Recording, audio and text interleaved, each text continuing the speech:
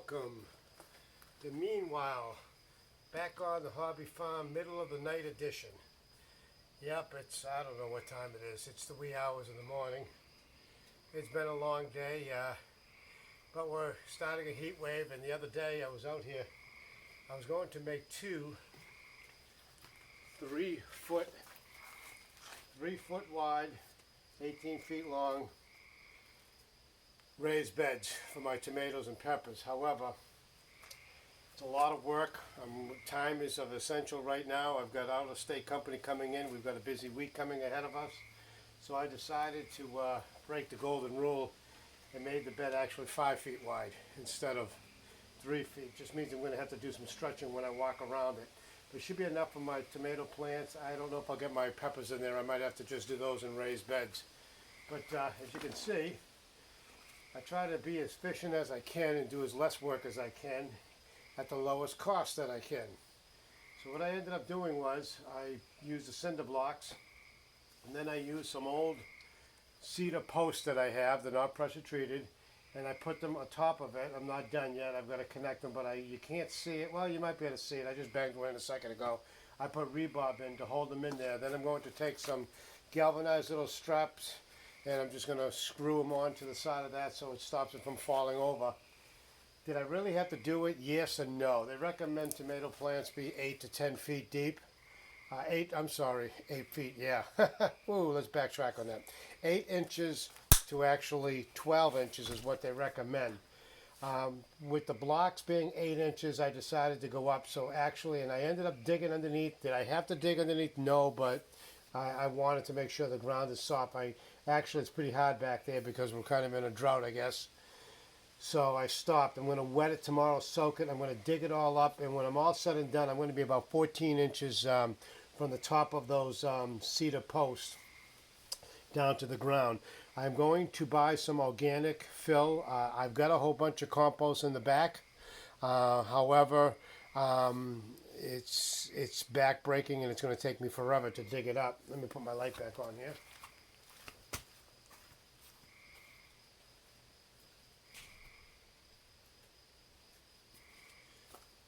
So what I'm going to do is I'm buying some organic fill, and I'm going to fill probably right about where the cinder blocks are, 8 inches high. Then I'm going to take my compost that I have, my chicken and goat and horse compost that's been composting for over a year. I'm going to put that for the top 2.5, 3 inches of the bed. Let me backtrack. Before I even put down the organic compound that I'm buying, the dirt that I'm buying, I'm actually got a huge pile of decayed straw that I put down here last year for the goats, and that's been fermenting and breaking down and what have you. I'm going to put that down as a base underneath. That's going to stop any weeds, and the weeds shouldn't come up anyway. Anything over 4 to 6 inches of weeds shouldn't be a problem. But anyway, I'm going to put that straw down there. It's going to add some extra nitrogen as it continues to break down, and but that's the plan. As you can see, I've got my spray bottle here. When I first came out here, I came in. I took a little bit of a nap this afternoon because I did work the overnight gig last night. We had to go to a memorial service for Joanne's brother who passed away last month of COVID. So I came back, I took a nap for a couple hours, and I was out here in the dark after locking the animals up, and I was watering everything, and I was getting killed by mosquitoes, gnats, and who knows what else. Peppermint oil, folks. I preach this all the time. Peppermint oil. I sprayed it all over myself, had my headlamp on when I was removing some of the blocks on the other side of the property, and before I used this peppermint oil, I was being eaten alive. I've been out here now for about 3 hours. I haven't got an insect near me. And does it smell? Yeah, I like the smell of peppermint. Again, remember folks, works great on animals, but do not use peppermint oil with a dilution of water on dogs, please. It gets into the mucous membranes and it can create a lot of damage to them. That's the only animal you really can't use it on. And I'm going to walk around here with the camera for a second.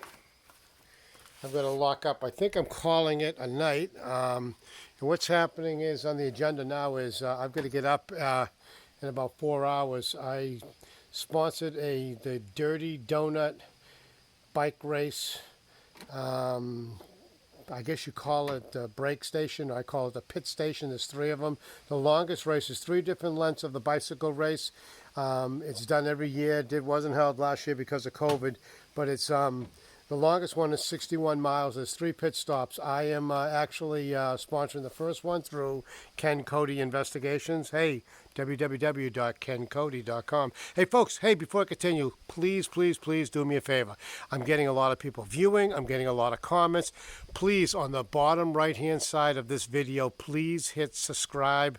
It really helps me out because once I get a certain number, I can actually expand my channel and do a lot of things that YouTube won't let me do now because I don't have enough followings. I have the followings. I'm just not getting people. Subscribe button, bottom right, and hit the like button. Anyway, so today, in a few hours, I'm going to pack up here in a little bit, and I'm going to go out there around 6:30. I'm going to unlock the Township Hall, Watson Township Hall, set up an awning that I borrowed from some friends up the road. Some, I guess you call them farmers. They're big hobby farmers. They got a lot of animals there. But anyway, they let me borrow this awning, and I'm going to set it up tomorrow. Joanne's helping me out, and I have 3 other volunteers. We are going to be handing out donuts to the bicyclists. They stop by, they have a donut, a bottle of water for every donut that they have, which they're only limited to. We give them a little tally mark on their numbers that's tacked to their jersey, and then when they're done the race, they get 5 minutes taken off of their time for the race for each tally mark.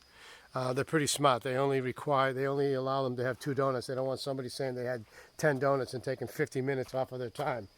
They want people to be honest, and most of the bicyclists are honest. They're out there for the exercise and trying to beat their best personal time. So that'll be fun. We'll be doing that till about 1:30, and then I'm going to pack it all up, and I'm going to come out here and do some watering, and I'm probably going to go to bed because I've got to work the overnight gig again. But I only got 3 nights of that, and then I'm off for 9 days. We've got relatives coming in starting on Tuesday from out of state for our wedding reception next week, and then David's open house. And as you can see, isn't the garden look pretty eerie, huh, at nighttime? I kind of think it looks kind of strange, but here's your nighttime view. It is my cucumbers I planted. I watered everything earlier, like I said. It's got a good drenching. The strawberries are going to be huge this year. They're coming out really good. The mints are really taken off. Everything is going good, and as you can see, I have not filled in I haven't even drilled the holes yet on my other boxes. Those are all going to be herbs, so if I don't get them in right away, it's not the end of the world. Although I did want to harvest a lot of these herbs at the end of the summer. Some of them are 2 years for them to establish.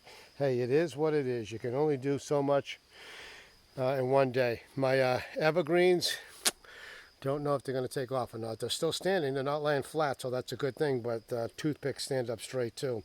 I don't have too much faith in my elderberries. I may end up planting some new ones this fall. And here is the bed. Like I said, I started to dig this. I'm going to put my tomato plants in here. I'm going to rake it all out. I'm going to soak that down tomorrow because it's like a brick over at that end of it. But it'll be nice. I didn't get 2 beds in there, but you know, I still got room. And you know what? I could always put a bed out there at the end of the summer. Maybe put a 3-footer over here. Don't know. I may just put a 2-footer or a 3-footer and put blueberries over here, some dukes.